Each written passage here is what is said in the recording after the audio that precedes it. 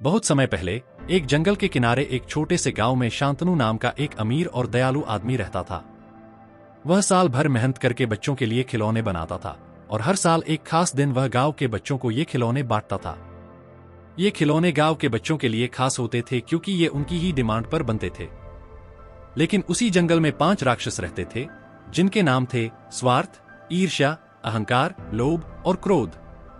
ये राक्षस शांतनु के बच्चों के प्रति इस प्रेम और उदारता को देखकर बहुत जलते थे। उन्होंने मिलकर एक योजना बनाई कि वे शांतनु को रोकेंगे ताकि बच्चों को खिलौने न मिले। एक दिन जब शांतनु अपने खिलौनों को बनाने में व्यस्त था, राक्षस उसके पास आए और उसे एक प्रस्ताव दिया। सबसे पहले स्वार्थ ने कहा, शांतनु, तुम इतनी मेहनत से खिलौने बनाते हो, पर इन्हें बच्चों को मुफ्त में क्यों देते हो? इतने सुंदर खिलौने तो तुम्हें खुद अपने पास रखने चाहिए।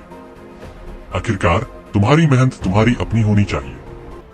शांतनु मुस्कुराया और कहा, मुझे असली खुशी तब मिलती है जब मैं इन खिलौनों को बच्चों को देता हूँ और उनके चेहरों पर मुस्कान आती है।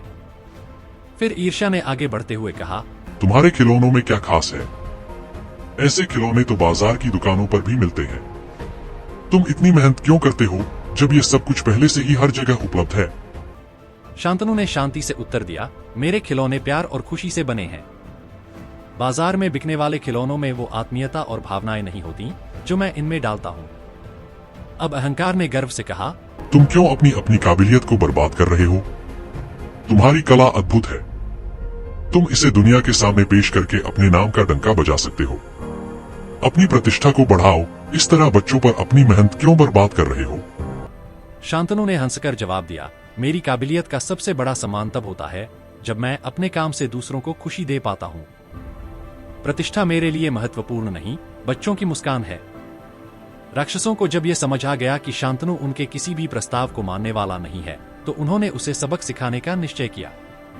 उन्होंने एक योजना बनाई कि जिस दिन शांतनु खिलौने बांटने जाएगा, उसी दिन वे उसे पकड़ लेंगे ताकि वह बच्चों तक नहीं पहुंच सके। आखिरकार वह खास दिन आ गया। शांतनु अपने सेवकों के साथ बच्चों को खिलौने देने निकल पड़ा। लेकिन जैसे ही वह जंगल के रास्ते से गुजरा, राक्षसों ने उस पर हमला कर दिया। उन्होंने उसे पकड़ लिया और जंगल में एक अंधेरी गुफा में बंद कर दिया। उनका मानना था कि अब बच्चों को कोई खिलौने नहीं मिलेंगे और वे उदास हो जाएंगे। लेकिन शांतनु के सेवक हिम्मत नहीं हारे। उन्होंने शांतनु द्वारा बनाए गए खिलौने लेकर गांव के बच्चों तक पहुंचने का निर्णय लिया। वे खिलौनों को बच्चों में बांटने लगे और बच्चे बेहद खुश हो गए। उनकी हंसी और खुशी चारों ओर फैलने लगी। जब राक्षसों ने यह सुना कि बच्चे अब भी खुश हैं, तो वे चौंक गए। उनकी योजना विफल हो गई थी। क्रोध और अहंकार को समझ में आ गया कि उन्होंने गलती की है। अब पश्चाताप ने राक्षसों के दिलों में जगह बना ली। उन्होंने शांतनु को गुफा से बाहर निकाला और कहा, हमने गलती की। हमें समझ आ गया है कि सच्ची खुशी दूसरों की मदद करने में है, न कि उन्हें दुखी करने में। शांतनु मुस्कुराया और कहा, यह समझ लेना ही सबसे बड़ा बदलाव है। अगर अब तुम्हें समझ आ गया है कि सच्ची खुशी क्या है, तो तुम भी अच्छाई के रास्ते पर चल सकते हो।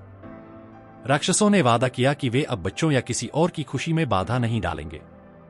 उन्होंने शांतनु से माफी मांगी और उसकी मदद करने का संकल्प लिया। शांतनु अपने गांव लौट आया और फिर से खिलौने बनाने लगा, ताकि अगले साल और भी ज्यादा बच्चों के चेहरे पर मुस्कान ला सके।